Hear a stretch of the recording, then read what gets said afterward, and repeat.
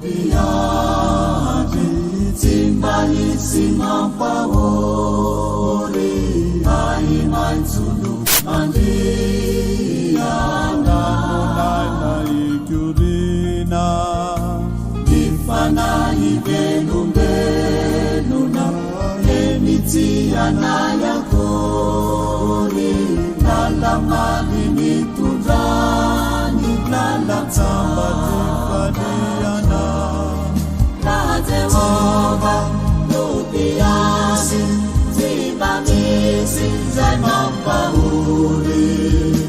Ai mai sulu Zanunai na musu tui. Ifanaisi, Uvelumisi, Iasaisi, Zibambaturi.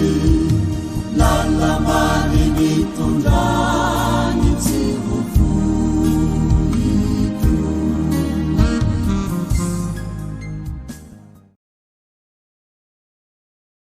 Ho aminareo ny fahasoavana sy ny viadanana avy amin'ilay ankehitriny sy taloha ary ho avy ary avy amin'i Jesosy Kristy vavolombelona marina sy lamatoa maty ary lehibe ny mpanjaka amin'ny tany. Izao fanompoam-pivavahana izao dia raha ny sampana vehivavy kristiana sy ny sampana lehilahy kristiana eto amin'ny FPMA Toulouse manolotra. Amin'ny anaran'ny Ray sy ny Zanaka ary ny Fanamasina. Aoka isika anatona ny Tompo ka hiara-mankalaza sy manome voninahitra ny anarany amin'ny fiarahantsika mamaky ny salamo izay voalahatra amin'ity andro an'ity. Salamo 270 ny andininy voalohany ka hatramin'ny fahasivy. Salamo 270 ny andininy voalohany ka hatramin'ny fahasivy. Alleluia! Sambatra ny olona izay matahotra an'i Jehovah sady mankasitraka ny tadidiny indrindra. Ahery ambonin'ny tany ny zanany, ho tahina ny taranaky ny marina. Fananana serena no an-trano ary ny fahamarinana ny aritra mandrakizay. Ao maizana ny mpisamy mazava ho an'ny mahitsy, mamindra fosy miantra ary marina ireny. Sambatra ny olona izay miantra ka mampisambotra, tsy mba ho resam-pitsarana izy. Fa tsy angozozo mandrakizay izy, ho tsarovana mandrakizay ny marina. Tsy mba manana iareloza izy, tafatoetra matoky an'i Jehovah ny fony. Voatoana ny fony, fa tsy atahotra izy, mandra-pifaly ny mahitany amin'ny mpandrafy azy. Na mafy izy, eny na meo amin'ny malahelo, ny fahamarinany maharitra mandrakizay, hisandratra amin'ny boninahitra ny tandrony. Amen.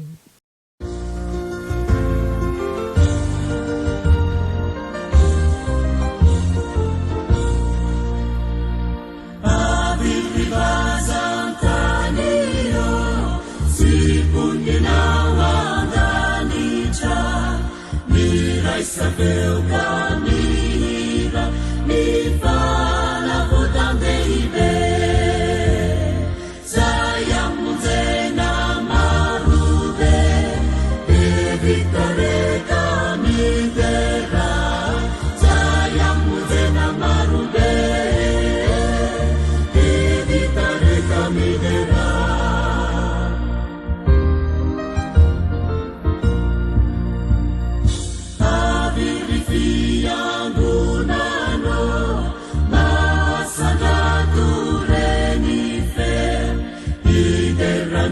Panavuta natia nefichazizo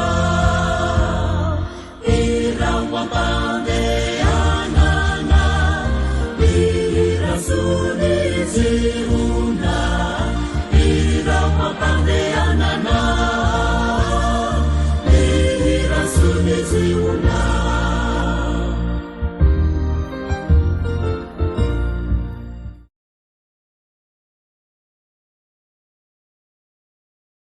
Ry Tompo Andriamanitra Rainay io, Rainay amin'ny alalan'i Jesosy Kristy ianao.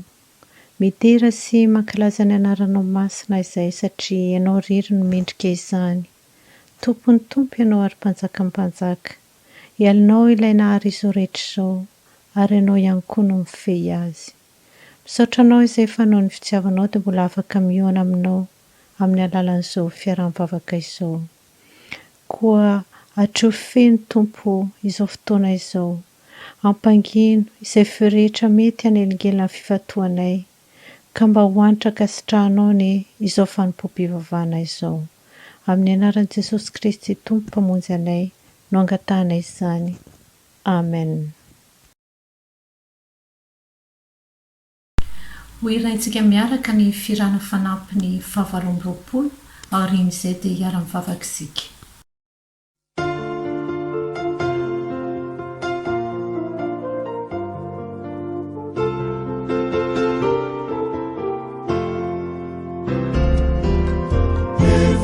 Nikiao Andriamanitro ny fiainana izanak'olombelona tsy misy izay miafina mikotsitanao ianao no manendezany Andriamanitro indro ny fikasako voalahatra ny fiainako rehetra ndeha aminao ny fahotana vitako taminao mangataka famelan'Andriamanitro aza velamo angaiai fampioreno mafy ny finoko kana mameliany fakapanay de matoky anao ny fanaito ninofoko malemy no sady kely torovana tsy ampihely kamanay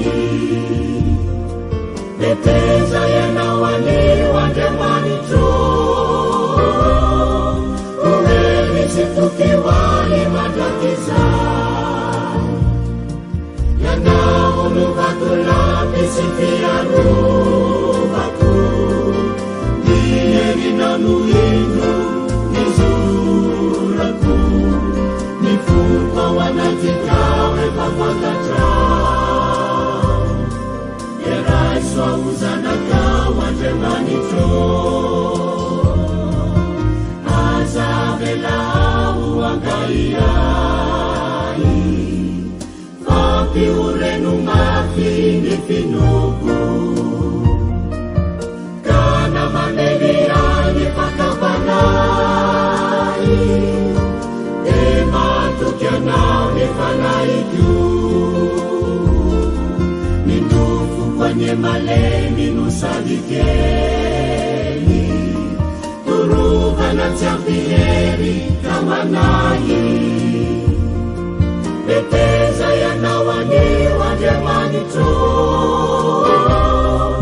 ohely sy tokiway mandrakizay ianao no vatolampy sy fiarovako ny herinao no indro ny zorako ny fomba ao anatikao efa fantatrao eray soaozanakao Andriamanitro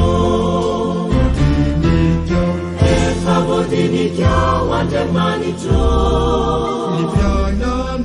ny fiainana izanak'olombelona tsy misy izay miafina mikotsitanao ianao no manendezany Andriamanitro indro ny fikasako voalahatra ny fiainako rehetra de aminao ny fahotana vitako taminao mangataka famelan'Andriamanitro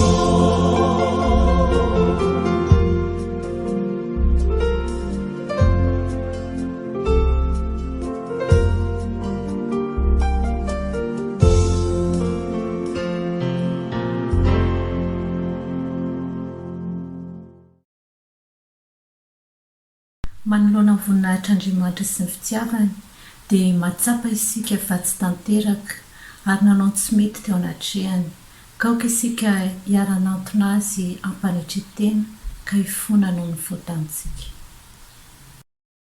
Ry Jesosy Kristy tomponay io, manantona anao ampanetretena izay manondrika ny lohanay satria mahatsiaro fampanota ka tsy mendrika amin'ny fahamasinanao. Nisy tokoa tompo ny fotoana tsy niorenanay tamin'ny finoananao satria dia nitoko tamin'ny herin'ny tenanay izay tsy nifankazatra tsara tamin'ny teninao izay mba hampiorina mafy ny finoanay. Nanao izay nampalahelo anao izay satria tsy nanaraka ny didinao. Mifona tompo tamin'izay rehetra nataonay tsy nifanaraka tamin'ny sitraponao, na tamin'ny teny, ny fihetsika, ny heritreritra ka nampalahelo ny manodidina anay, indrindra fa nampalahelo anao. Mamindrafo tompo ary mitalao fanadiovana avy aminao izay. Amin'izao sisa izao dia mangataka ny fanahinao hitoetra mandrakariva aminay ka hanampy anay isan'andro amin'ny ady ataonay amin'ny Satana izay miezaka mandrakariva ny hanalaviranay anao. Renanay be famindrapo, mitalao aminao izay, mamelany helokay, diova izay ho afa-baotana, sasao izay mba ho vakiloka, ary avozy ny fanahinay mba vonoka nompo anao. Ny fitiavan'i Jesosy Kristy zanaka mpamonjy anay no angatanay aminao. Amen.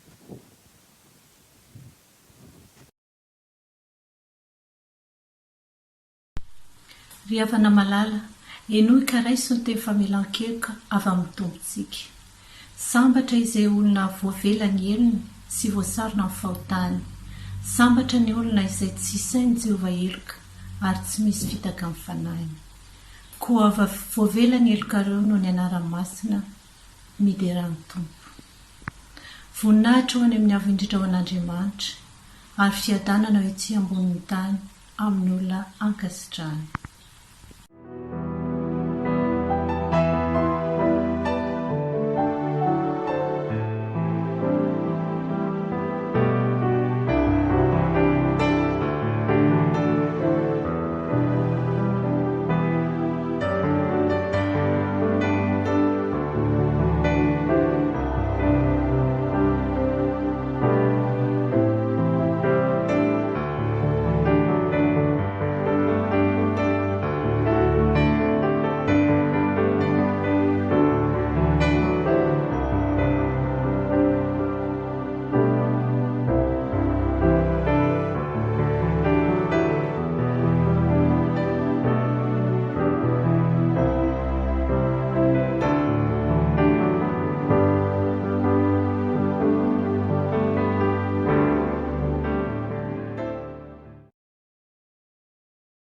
Tonga amin'ny fotoana hamakiana sy hienoana ny tenin'Andriamanitra isika ry havana, koa mba hiomanantsika izany dia ataontsika ny hira izay efa voalahatra.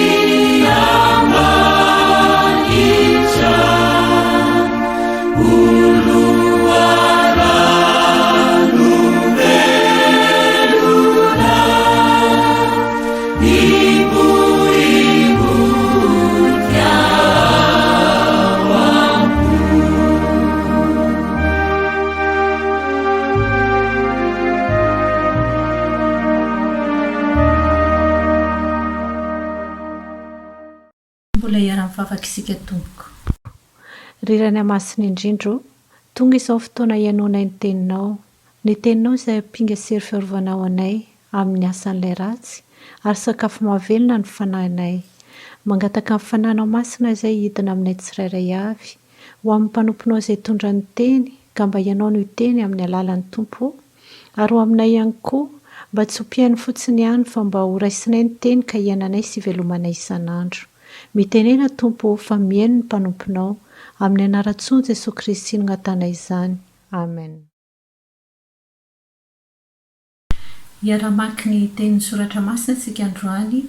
Ny vaky-teny voalohany dia ny epistily voalohany nosoratan'ny Paoly ho an'ny Timoty voalohany toko 4 ny 9:20 ka hatramin'ny 7:10. Fa ianao kosa ry lehilahin'Andriamanitra, mandosira izany zavatra izany ka miezà mitady fahamarinana, toe-panaharaka an'Andriamanitra, finoana, fitiavana, faharetana, fahalemem-panahy.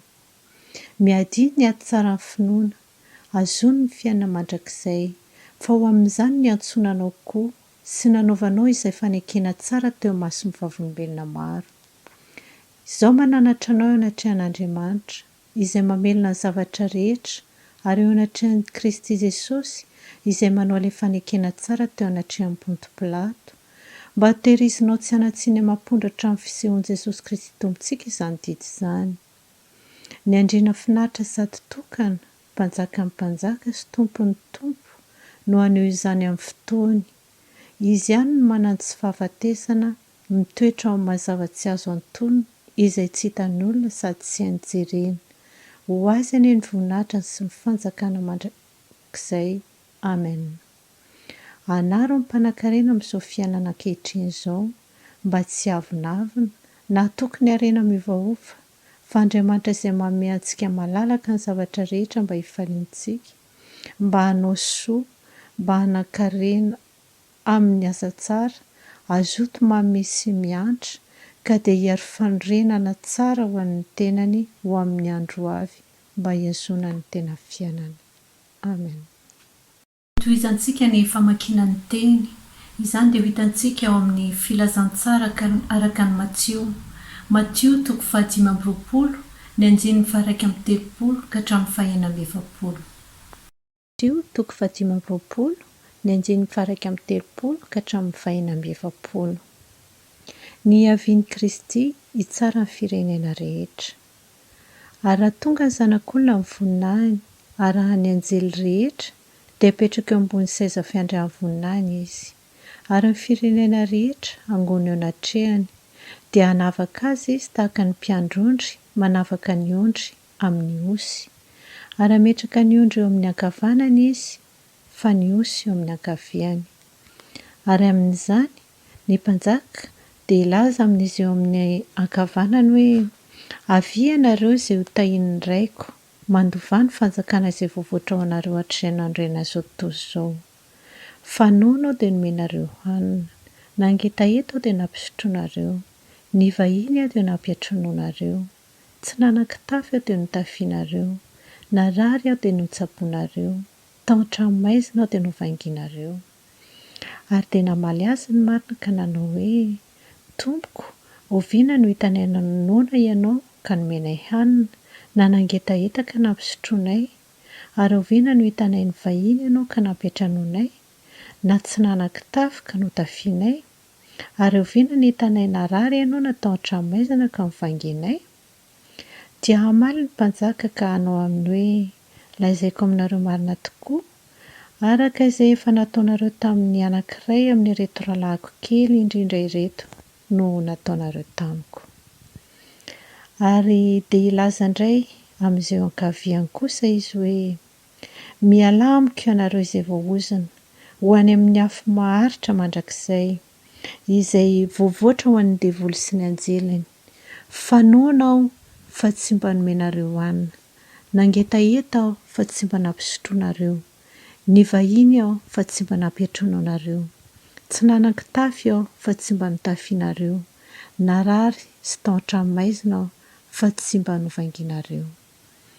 Ary dia namaly kosa ireo hoe: Tompoko, oviana no hitanay noana ianao na nangetaeta, na ny vahiny, na tsy nanan-kitafy, na narary, na tao an-tranomaizina, ka tsy mba nanompo anao izahay. fa hamaly azy izy ka nao hoe lazaiko aminareo marina tokoa araka izay tsy nataonareo tamin'ny anankiray tamin'ny reto kely indrindra ireto no tsy mba nataonareo tamiko. Ary ireo dia hiala any amin'ny fampitsaliana mandrakizay fa ny marina ho any amin'ny fiainana mandrakizay. Amen. Faly miarabantsika indray ry havana amin'izao fotoana takariva izao. Fotoana ny herinandro masina ary talata masina androany. Ny lohahevitra fidiana moa tamin'ity herinandro masina 24 ity dia ny manao hoe zanak'Andriamanitra manao ahoana no tena mpanaraka an'i Kristy. Ary ny lohahevitra fidiana tamin'izao anio izao dia ny hoe zanak'Andriamanitra manao asa soa sy fiantrana. Ho zarantsika telo ny fanazavana ireo andalatsoratra masina no vakiana tamintsika teo ireo. Voalohany, iza moa ireto rahalahin Jesosy lazainy eto amin'ny filazantsara ireto. Faharoa, mora tanterahana ve zany asa takina amintsika izany ary inona ny mety ho sakana. Ary ny fahatelo dia inona ny torohevitra lazain'ny soratra masina sy teny fampanantenana ho an'izay mankatoy izany. Voalohany, iza moa ireto lazain'i Jesosy ho rahalahiny ireto. Raha mamaky izao tantara izao isika dia miresaka ny fitsarana izay ho tonga any aparany rahatrizay ny tompo. Miavaka eto tsara ny ondry sy ny osy araky ny voalaza. Ary ny mahavariana dia samy tsy mahalala ny zavanitranga. Ry zareo tao amin'ny atokony osy na ny tao amin'ny ondry ary samy nametraka fanontaniana tamin'ilay mpanjaka. Avokoa izy ireo ary mitovy ny fanontaniana napetrany. Omantsy izy, tompoko, oviana no hitanay, noana ianao, na nangitaeta, na ny vahiny, na tsy nanakitafy, na narary, na tao an-tranomaizina, ka tsy mba nanompanao zahay. Iza tokoa ry havana reto antsoin'ny tompo hoe rahalahiny. Raha tsaroantsika ny fianakavian'ny tompo nitady azy indray andro dia nisy anankiray ny teny taminy nanao hoe indreo ny reninao mba amin'ny rahalahinao mijanona atao latrano nitady teny aminao. Dia ahoana ny navalin'ny tompo azy? Iza moa ny reniko ary iza ny rahalahiko? Dia nitondrono ny mpiainana ka nataony hoe indreo ny reniko sy ny rahalahiko. Ary dia nitohizany ny avy eo manao hoe fa na iza no anao ny sitrapony raiko izay ny an-danitra dia izo ny rahalahiko sy anabafiko ary reniko. Hitantsika ao Matthieu 4:12 zany. Dia eo koa Jesosy tamin'ny Maria anankiroa izy miravavy rehefa nitsangana tamin'ny maty izy. Aza matahotra izy fa mandehana ka saovy makany Galily ny rahalahiko fany no ahitany ahy. Matthieu 4:20. Ireo tokoa mantsy no rany nandeha nitory-teny sy nanasitrana marary. Tsy mba nitondra kitapo-mbola na kitapo-mbatsy fa nandeha tamin'izao. Ary dia niara ny fanenjehana ary ny sasany tamin'izy ireo ary dia nampidirina ponja. Raha nandahy ireto kosa ka tsy mba nanampy azy ireny, ny olona dia toa nandany tompo izay naniraka azy ihany. Omantsy izy amin'ny teny izay nivakitsika teo, lazaiko aminareo marina dia marina tokoa araka izay tsy nataonareo tamin'ny anankiray amin'ireto kely indrindra ireto ny tsy mba nataonareo tamiko.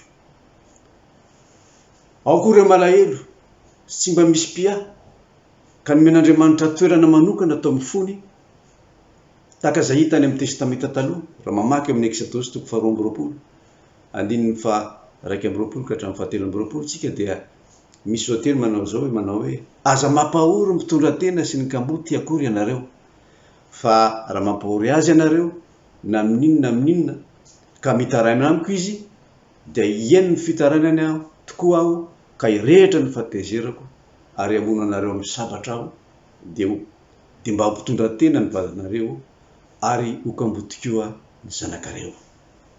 Ry havana, raha mamaly lay fanontaniana voalohany zany sika manao hoe iza tokoa moa izao rahalahin Jesosy zao, ny valiny azo omena dia hoe ny olona rehetra izay mivelona ka mikatsaka ny sitrapon'Andriamanitra, mivelona amin'ny teniny ary miezaka hampiatitra izany eo amin'ny fiainany, dia izay nolazain'i Jesosy fa rahalahiny.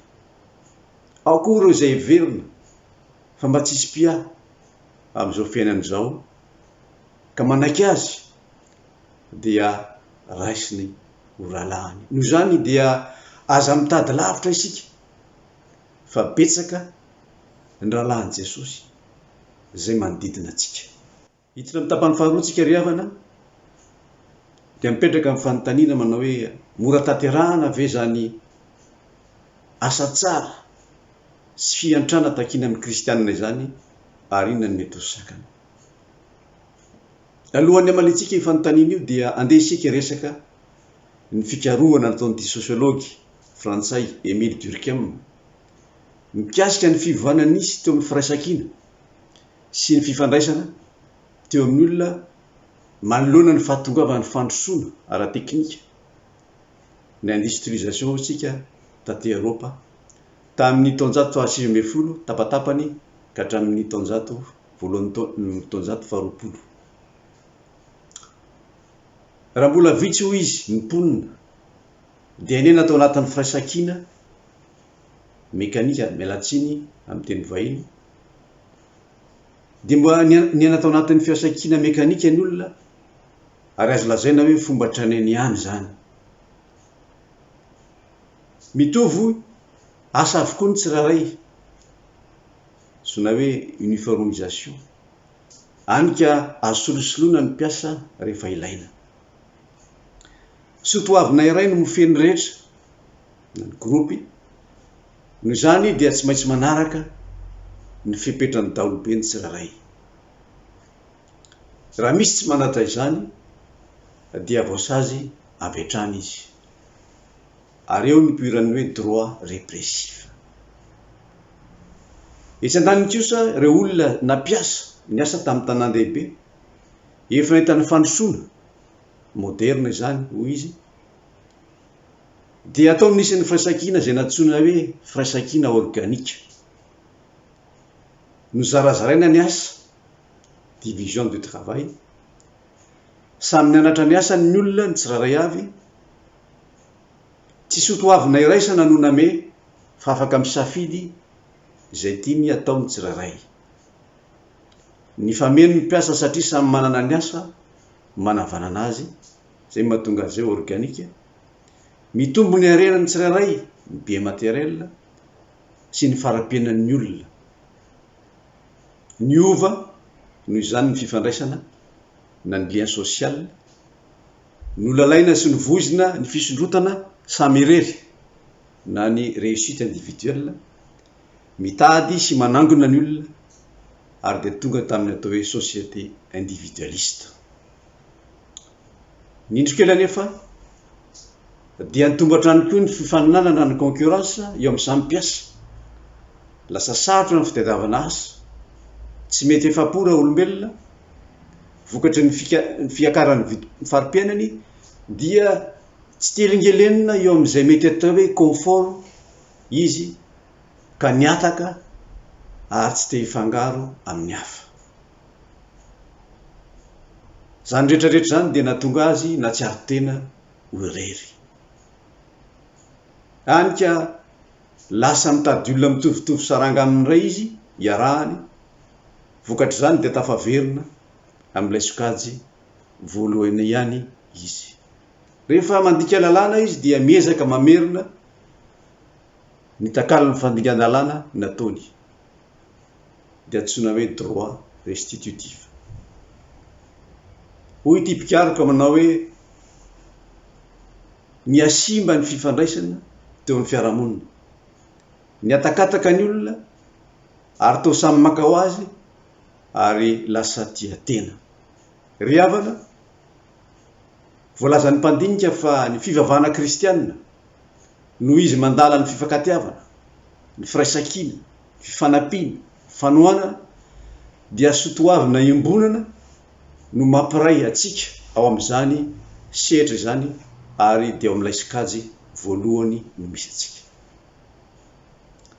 Marina koa nefa fa eo amin'ny fiainana andavanandro dia miaina ao amin'ilay sikajy faharoa isika satria izany no fiarahamonina misy atsika ankehitriny. Tsy mameratra ny milaza izany satria miaina ao anatin'ny société individualiste isika. Ny fomba fiaina ao amin'ny voalohany dia isika fiangonana izany dia ny manome, ny manolotra. Zany ny fomba n'Andriamanitra ianantsika ao. Fa ny faharoa kosa dia ny mandray, ny mitady, tsy misy farany, manangona ho an'ny tena. Eo indrindra no masarotra azy satria mila fahendrena sy fanazavana avy amin'ny soratra masina isika satria indraindraina dia ny mpivady aza tsy mitovy hevitra, tsy mitovy ny fomba fijery. Ary izao lohateny izao dia mitaky fahafoizana satria fanomezana amin'ny lafiny rehetra no resahana. Eo anatrehan'ireo tontolo roa mifanohitra ireo zany dia mety ho sarotra ho an'ny olona ny miaina ao anatin'ny firindrana raha tsy azo ny tsara izay lazain'ny soratra masina dia ny lohahevitra androany hoe ny zanak'Andriamanitra manao asa soa na manao asa tsara sy fiantrana. Miditra amin'ny tapany fahatelo farany sika ry havana dia ny fanontaniana mipetraka manao hoe inona ny torohevitra lazain'ny soratra masina sy ny teny fampanantenana ho an'izay makatoy izany. Raha miverina mijery ilay andala-soratra masina ny vakiana tao amin'ny epistily ho an'ny Timoty isika dia misy zavatra anankiroa lazain'ny apôstôly Paoly ho an'ny Timoty zanany. Mantsirana eo zany zavatra zany. Inona tokoa moa zany zavatra antsirana zany ry havana? Tsy inona izany fa ny toe-panahy araka an'Andriamanitra ho fahazahoan-javatra hoy Paoly apôstôly eo amin'ny 15. Raha amin'izao androntsika zao dia azo lazaina hoe ny théologie de l'abondance izany. Ary koa ny fitiavam-bola sy ny filankarena. Marina fa tsy ny vola na ny arena no ratsy fa ny fitiavana azy tafahoatra ka lasa maningotra ny tena. Omatsy ny soratra masina amin'ny Samuela voalohany toko faharoa andininy fahafito manao hoe Jehova ny mampalahelo sy mampanankarena, izy no mampety sy mampisandratra. Faharoa dia teny koa i apôstôly Paoly mantsy amin'ny Timoty zany no manao hoe anaro ny mpanankarena amin'izao fiainana izao mba tsy avinavina na hitoky amin'ny arena satria miovaova izany. Misy tantara kely ty ry havana tiako tantarena amintsika izay tantara nitranga tany Madagasikara. Tantara marina izy ity. Nisy olona nanana orinasa ary rehefa resy lahatra izy ireo tamin'ny ny atao hoe fandoavana fahafolokarena. Tsy ny fahafolokarena no resantsika eto fa ilay tantara dia nanomboka nandoa zany atao hoe fahafolokarena izy ireo. Ary rehefa nandoa fahafolokarena izy dia nandroso tokoa zany orinasa zany ary nitombo dia nitombo ny arena teo aminy. Ary nandrotsaka hatrany hatrany izany fahafolokarena izany izy. Saingy rehefa nitombo tokoa ary niebetsaka ny volany, betsaka ny tombarotra. Andray ohatra anankiray tsika ataontsika hoe 200 millions vola azony dia androtsaka 20 millions ary izy ho fahafolokarena dia teo indrindra tonga ny fakapana. Ny heveriny fa be loatra zany 20 millions zany ho atolotra ho an'Andriamanitra dia niova ny fisainany ary dia nitehiriziny ho azy zany. Vokatr' zany dia potika zany orinasa zany rava tanteraka ary ny farany aza dia may kila tsy nisy azo andraisina intsony. Anaro ny mpanan-karena hoe Paoly apôstôly amin'izao fiainana izao fa miovaova ny arena. Fantatsika koa amin'izao fotoana ny coronavirus zao fa betsaka ny olona zay milalao volany amin'ny borsa ary dia nitsitongana ny borsa amin'izao fotoana zao ary betsaka ny olona mivery vola noho izany. Miovaova ny arena riavana. Zao nefa avy amin'Andriamanitra ny arena sy ny vola. Fa nataony fotsiny ho mpitantana na pia isika, gestionnaire isika. Ao anao izy Paoly apôstôly amin'ny Korinthina faharoa toko fahavalo andininy fahasivy. Fa fantatrareo fa ny fahasoavan'i Kristy Jesosy tompontsika na dia nanan-karena zay izy dia tonga nalahelo noho ny aminareo mba hampanan-karena nareo ny alahelo. Raha fantatry ny olona tokoa mantsy fa omen'Andriamanitra azy malalaka na maimaim-poana ny zavatra rehetra dia ho tena resy lahatra izy fa manan-karena ary tena manan-karena isika satria ilay tompon'ny arena no efa nampalelovina teo amin'ny toerantsika dia Jesosy Kristy zany. Riavana omenantsika izay ilaintsika amin'ny fiainantsika amin'ny andavanandro ary dia mbola omenantsika ambonin'izany koa izay ilaintsika anasoavantsika ny hafa.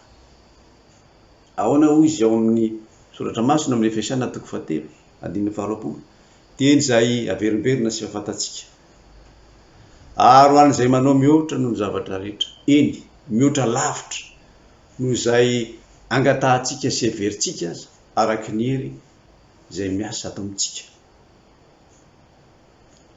Riavana, aza manao hoe tsy manan-komena aho fa manana ianao satria zanak'Andriamanitra ianao. Ahoana hoy ny rahantsika? FPMA 3:26 mananjara ry Jesosy. Tsy haiko ny andany olanina koa. Tsy haiko ny andany olanina koa. Raha mandany aho zany amin'ny fahendrena fa tsy mandanindany foana dia fantatro fa mbola oneran'ny tompo zany zavatra zany aoriana kely. Manatanteraka izany amin'ny fifaliana sy ny fiadanana.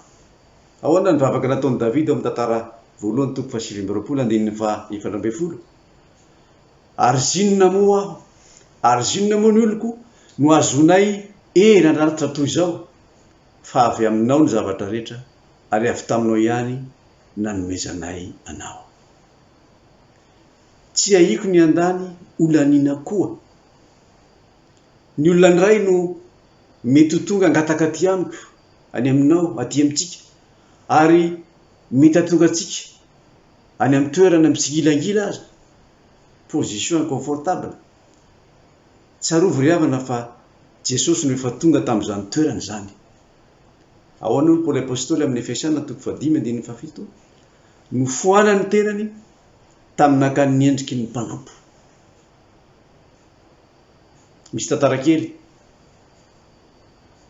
tantaraka aminareo indray ity dia ny tantarany le evangelista malaza amerikana atao Billy Graham. Efa midimandry moa izy fa tamin'ny fahavelony dia nisy olona anankiray no nanatona azy ary dia niteny taminy hoe tena mahafinaritra azy zany kravatinao zany. Dia izy Billy Graham, raha tianao dia omeko anao dia nitsoahany dia men'le olona. Ongambentsika manao hoe mba vitakany na ray kravaty kosa fa efa zavatra tsara izany satria mila manomboka amin'izany isika. Amin'izao fotoana sarotra izao aza riavana dia inona no mba zavatra azontsika atolotra na atomboka amin'izany lesona izany. Ny tsika ataontsika ho an'ny kivy, ohatra ny koso ataonao ho an'ny tsy afaka mihetsika, ny vavaka ataonao any amin'ny manginginany, ny antso ataonao atariby, ho an'ny manirery na ho an'ny marary. Ny famangina ataonao mbola tsy afaka manao zany moa sika vao avy ny fotoana. Ny famanginao ny marary na zay reraka na mila fampahirezana. Ny fanohanana ara-bola raha afaka manao izany ianao sy zay rehetra azonao atolotra dia efa nataonao ho an'ny tompo zany rehetra izany. Ary ny fomba azontsika fomba hety manatateraka izany ary ny tambiny azo avy aminy ny soratra masina ihany mamaly zany ry havana. Koa amin'izany ho Jesosy raha manao fiantrana ianao dia aza mba mitsoka trompetra eo alohanao tahaka ny fanaon'ny mpiatsara velatsia eo amin'ny sinagoga eny an-dalambe mba hankalazan'ny olona azy. Lazaiko aminareo marina tokoa fa efa azony ny valim-pitiny. Fa ianao kosa raha manao fiantrana dia aoka tsy ho fantatry ny tananao ankavia zay ataon'ny tananao ankavanana. Matitoko 4:2-3. Ny olona manao toy izany dia lazain'ny tompo fa miary arena ny an-danitra sy kitapom-bola tsy mety tota satria tsy azo ny mpangalatra na ny kalalao sombana. Ny olona manome koriavana dia mahazo fifaliana arak'izay voalazan'ny apôstôly Paoly teo satria fantany fa mitsena azy ao ambadiky izao sy mifetsiny izao ny tompo. Misy olona miteny manao hoe izaho tsy mbola natsapy zany herin'Andriamanitra zany teo amin'ny fiainako. Ianao zay manaraka izao fanompoam-pivavahana izao any an-tokantrano ka voakasika zany teny zany. Raha te hahita ny tompo ianao eo amin'ny fiainanao, raha te tena iona aminy ianao dia meteza ho tonga zanak'Andriamanitra. Raha meno zao fandarana izao anao dia ekeo Jesosy ho tompo sy mpamonjy ny fiainanao. Ahoana hoy izy ao amin'ny filazantsarany Jaona 1:12 fa zay rehetra nandray azy dia nomeny hery ho tonga zanak'Andriamanitra. Ny atao hoe mena hery dia zao mena fahefana, mena pouvoir, miova sata, miova zo, miova statut satria rehefa nalotra ny fiainanao ho an'Andriamanitra ianao dia tsy atsoin'Andriamanitra tsony hoe mpanota ianao fa ataony hoe zanak'Andriamanitra. Aondreo ny lohanao ary akipimy masonao ary mangatafa mialan-keliko ary manapa-hevitra tsy verina amin'izany tsony dia hitanao fa iova ny fiainanao. Ary atao sarobidy zao antso renao androany amin'ny andro Pasika izao. So ity lahy ny toroteny farany fanasananao ary aroto ny fotoana dia mbola tsy tara izao. Ka raha tonga ny fotoana anampianao ny hafa ny mpiarabelona aminao dia tsarovy fa miandry anao ny tomponao. Amin'izy Andriamanitra no anaovanao izany ary tsy ho raraka tany ny asanao. Ho soratany any an-danitra ny anaranao ary ho tsarovany ianao amin'ny andro fitsarana. Ry havana, etam-pamaranana dia mitaonantsika izao ten'Andriamanitra izao ho zanak'Andriamanitra manompo tokoa amin'ny fifaliana, manao ny asa tsara, tsy mihevitra ny asany ho toy ny adidy mavesatra fa kosa ho toy ny tompontsoa na privilège ny mahazanak'Andriamanitra. Anakarena amin'ny asa tsara ane isika ka azoto anome sy hiatra. Andiny soratra masina 2 no apetraka amintsika ry avy etam-pamaranana dia araka ny voasoratra amin'ny Galatiana 4:9-10 manao hoe ko araka ny ananantsika andro anaovana dia aoka isika no soa amin'ny olona rehetra indrindra fa mpianakavy ny finoana.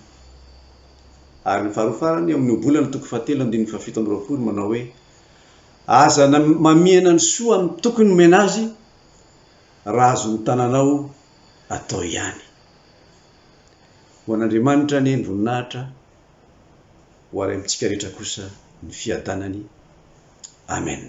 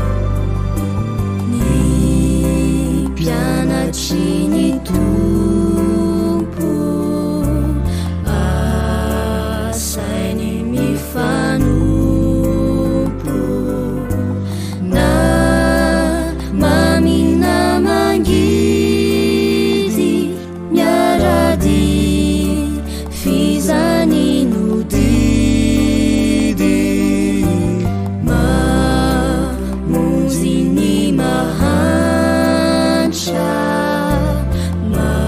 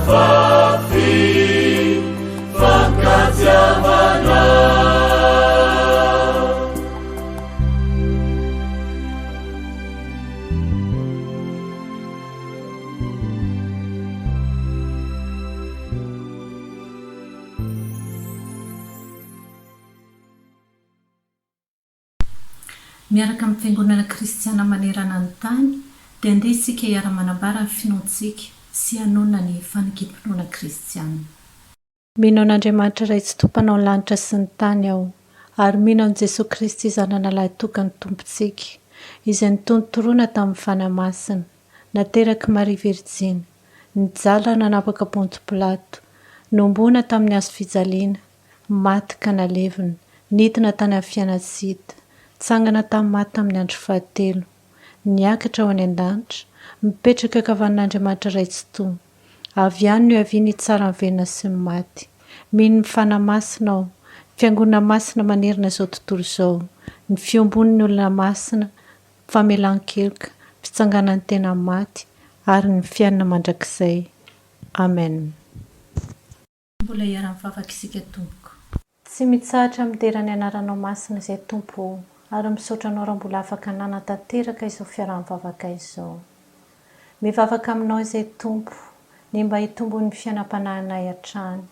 Ampitoery mandrakariva aty anatinay ny fanahinao, ka hitarika anay sy hanoro anay izay rehetra tokony ataonay mba ho vavolombelonao izay amin'ny fiainanay andavanandro. Mivavaka aminao ho an'izao tontolo izao izay miady amin'ny valanaretina coronavirus.